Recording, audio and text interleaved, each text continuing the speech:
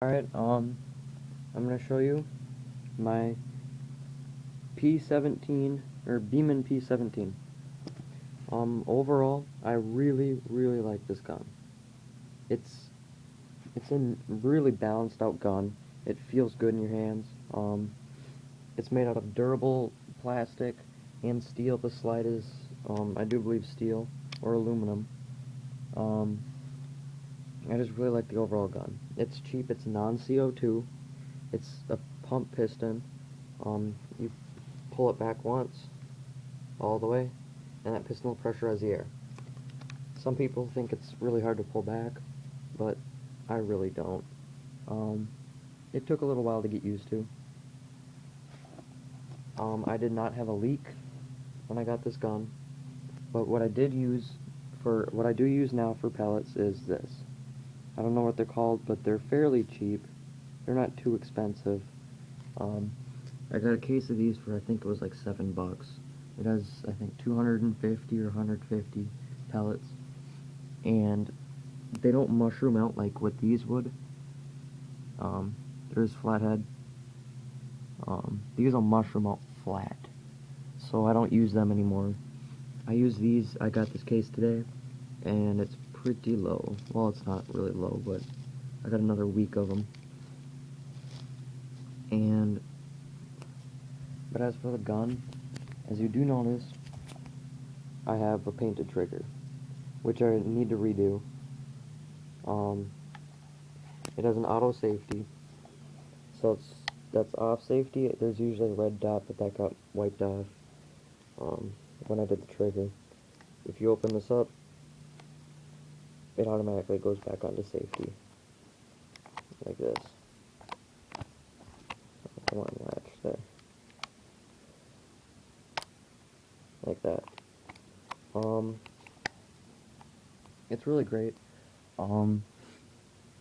It's durable. I think it has 410 FPS. It's a pretty good gun. It's not really light and cheap, but it's a nice gun. But as for the trigger, it is adjustable. You did not know that. I can show you how to do it. But either use an elbow Allen wrench for that little hole right in there, or you can do what I did.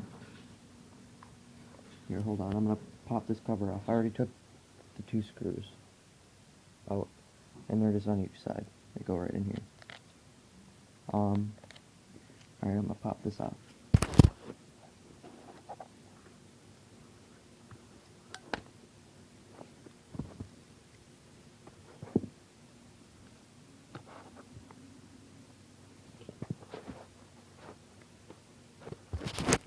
Alright, got this cover off. So here's the mechanism. Straightforward.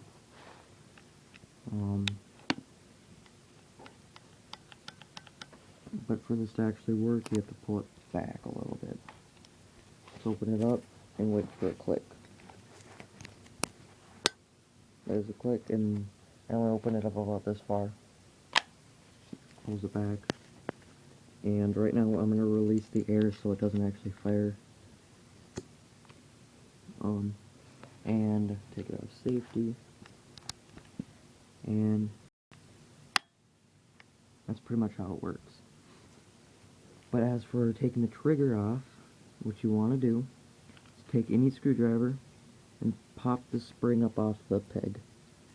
You want to hold your finger on the spring as you pop it off. Oh, didn't hit it. There. And that spring's taken off. You can just leave the spring hanging there. Doesn't really matter. And what you want to do is, you can take this peg out of the trigger. Well, the trigger came off with it. And that's pretty much it. But for the adjusting it, use an Allen wrench. Here, let's open this Allen wrench up. I use this one for the screw, and I think it's this one. Yep, this one. And it's pretty much, here, let's take this peg out. It's pretty much just, you stick that in there, and you can tighten that up, or loosen it. This is as tight as it goes, and there's zero play. It's usually here. I'm gonna loosen this up.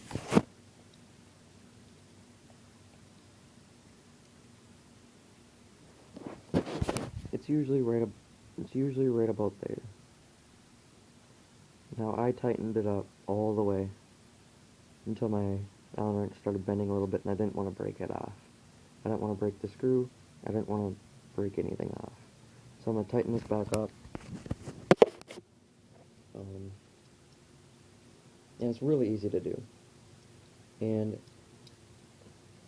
by the way, if you guys want me to show you how to take this apart and put it back together, just comment and like, and I'll make another video on how to take this all apart and put it back together the right way. There is a difference.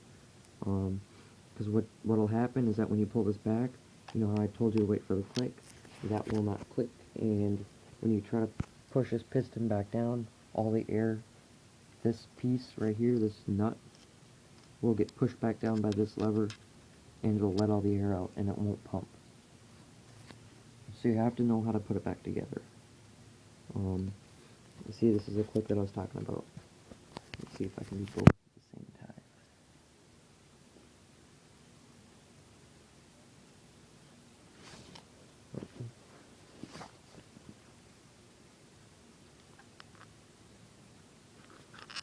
Nope, I'm not getting a click.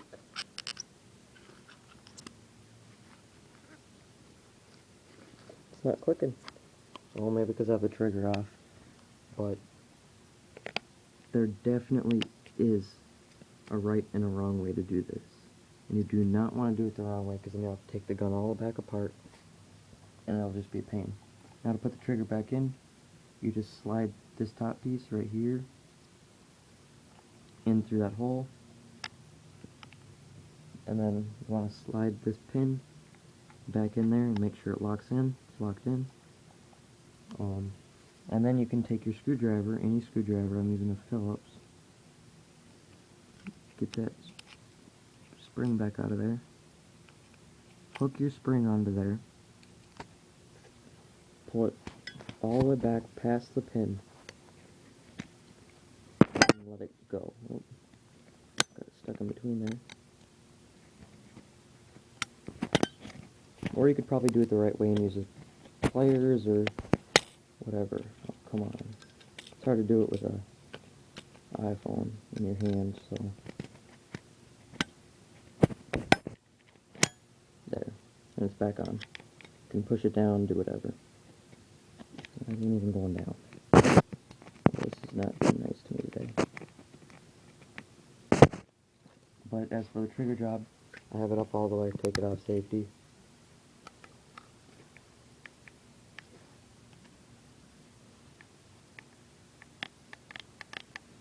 There.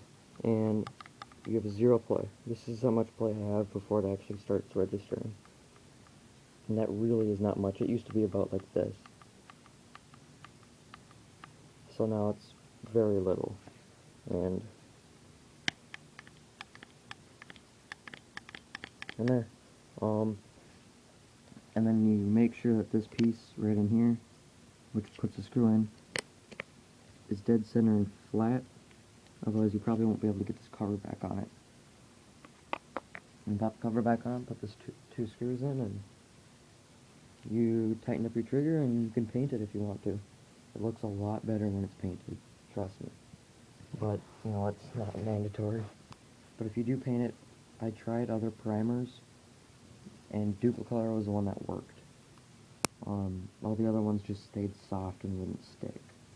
So, and Duplicolor dries really good. What I did is I primed the trigger, put 2 coats on there and let it hang overnight, and I did the same thing with the paint. And I put it on a little too early though. I painted it later at night, at like midnight, and got up in the morning and threw it on. And it scratched the shit out of it, but I think I'm going to leave it for now until I get a new color. And put the cover back on, and there you go. And still, again, if you want me to show you guys how to take this all apart, just make a video, or not make a video, but just comment. And I might also take this piston apart and everything with the rivets, and I'll have to look up how to do those without cutting them or something. Oh yeah, and it comes with an optical scope. Most of them do. I got the one with the kit. Do not use the optical scope. It sucks. It's completely inaccurate, and this just works so much easier. It's very accurate. I had those annoying black birds. There was one on the telephone line from about 25, 30 yards away, and I nailed it. It just dropped. Of course, that was with these. These are much more accurate, much more velocity. At least I claim to be, but I did notice they were a lot more accurate. So, thanks for watching.